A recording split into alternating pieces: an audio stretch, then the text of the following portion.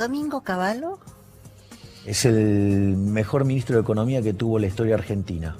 Lo que hizo Cavallo en el primer gobierno de Menem, nadie hizo semejante milagro. Uy, esto te puede traer muchos enemigos. Me importa un rábano, la verdad es la verdad. Hay un trabajo que se llama Passing the Buck, que vendría a ser pasando la posta, digamos la posta de la carrera de posta, que es de Gerardo de la Paulera, Betsicas e Irigoni. Lo que hace es desarrollar un indicador que se llama índice de presión macroeconómica y sirve para evaluar todos los gobiernos en la historia argentina. El mejor gobierno en la historia argentina es el primer gobierno de Menem. ¿Mejor que el de Kirchner? Sí, claramente, totalmente. El kirchnerismo solamente fue una recuperación cíclica. ¿Qué Fue lo opinas? que se llama el rebote del gato muerto. Domingo Cavallo, durante el primer gobierno de Menem, que logró domar una hiperinflación, ¿no? O sea, y emprendió un conjunto de reformas estructurales que verdaderamente fueron fabulosas y que sentaron las bases de un crecimiento genuino de un país que venía en franca decadencia. Ahora, bueno, después... ¿Pero por qué terminó como terminó? Digo, hoy cuando uno pregunta por Cavallo, 8 de cada 10 argentinos tienen un rechazo absoluto. Bueno, lo que pasa es que hay que recordar que Menem lo echó a Cavallo.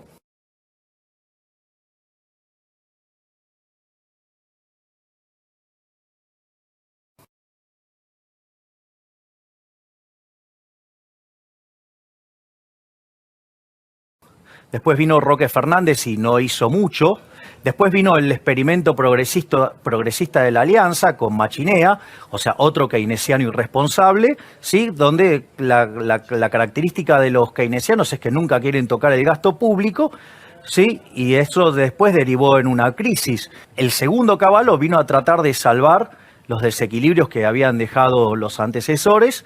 Cuando se produjo un cambio en los Estados Unidos, en el Fondo Monetario Internacional, y se lo expliqué a los dirigentes argentinos, Duhalde, Alfonsín, de la Rúa, por cierto, Rucauf, a los gobernadores, a Kirchner mismo, y les dije, miren, si nosotros no nos unimos y no perseveramos en esta línea en la cual estamos, de producir un ajuste, pero un ajuste transparente y ordenado, acá nos van a imponer un ajuste brutal, sangriento, salvaje,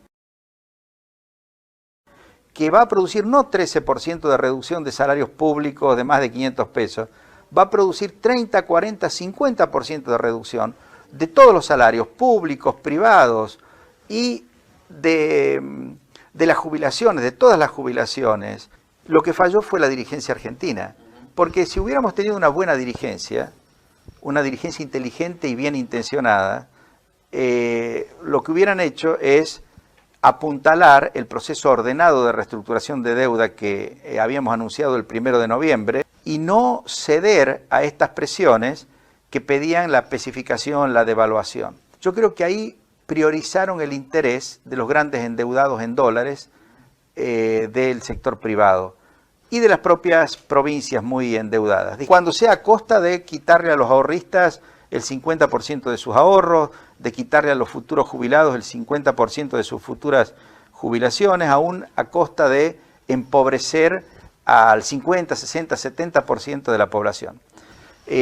Obviamente que Duhalde y Alfonsín creyeron que el pueblo era de Mendiguren y que los llorones de la Unión Industrial que pedían que le devaluaran la moneda para permitirle aumentar sus precios, para protegerlos de la competencia internacional y para licuar sus pasivos, porque iban a acompañar la devaluación con especificación, en lugar de atenuar en todo caso el ajuste, produjeron un ajuste mucho mayor, infinito, un ajuste enorme.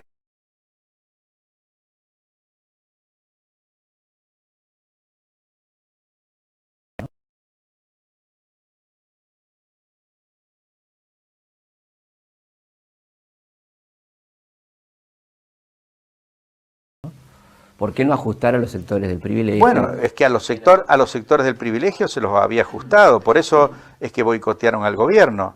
O sea, ¿usted por qué cree que de Mendiguren y la Unión Industrial y los grandes medios de comunicación que estaban muy endeudados tiraron abajo al gobierno de la Rúa y me sacaron a mí del Ministerio de Economía? Nosotros no íbamos a permitir que los errores que ellos habían cometido, comprando cables, comprando canales en el interior, comprando diarios, en base a endeudamiento, que ahora le íbamos a sacar la deuda de arriba, la íbamos a tirar sobre las espaldas del pueblo y a ellos les íbamos a dejar el multimedio monopólico, ¿se da cuenta? El corralito, ¿cómo se le ocurrió? El corralito pretendía preservar los ahorros de la gente, porque obviamente no había suficientes dólares ni había suficientes pesos en efectivo como para devolver todo el dinero que la gente tenía en el sistema bancario. Pero estaban los activos de los bancos, que son en Argentina y en cualquier país del mundo el respaldo.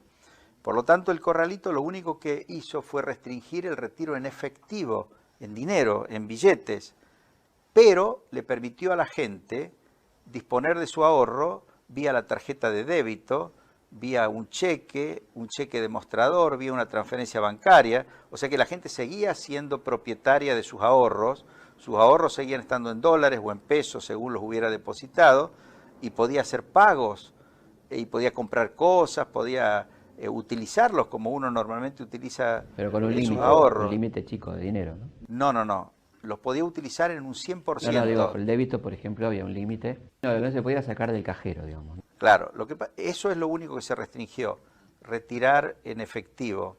Se podía retirar hasta 1.000 pesos. Pero eso fue utilizado como excusa para voltear al gobierno. Y después produjeron la verdadera confiscación, que no fue el corralito. La verdadera confiscación fue aquello a lo que denominaron corralón. Tenía el objetivo opuesto al del corralito. El corralito fue para preservar los ahorros de la gente. El corralón fue para quitarle los ahorros a la gente, que es lo que hizo Duhalde, ¿no? Con la especificación. Con la especificación y con la reestructuración de los depósitos. Fíjese que a partir de que asumió Duhalde, la gente ya no pudo pagar con una tarjeta de débito o con un cheque contra el dinero que tenía en el banco. O sea que la convertibilidad, digamos, derrotando la inflación, a los que más ayudó fue a los pobres. O sea, en el gobierno de la Rúa optó también por la opción del gradualismo y todas esas estupideces. Puso un chanta como Machinea que decía, no, acá es que se arregla gastando y así se sale. Entonces terminamos en el fondo, nos dieron el blindaje.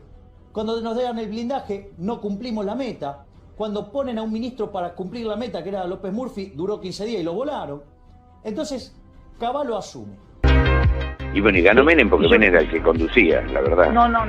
Ganó Menem porque Menem era el mejor, disculpame. Yo estaba con Menem y tuve que votarlo a Cafiero porque no quería ir con Menem. Yo quería ir con Menem. Yo estimo que Cavallo es el cuadro más lúcido que ha tenido, que ha delegado en Can Capital aquí en Argentina.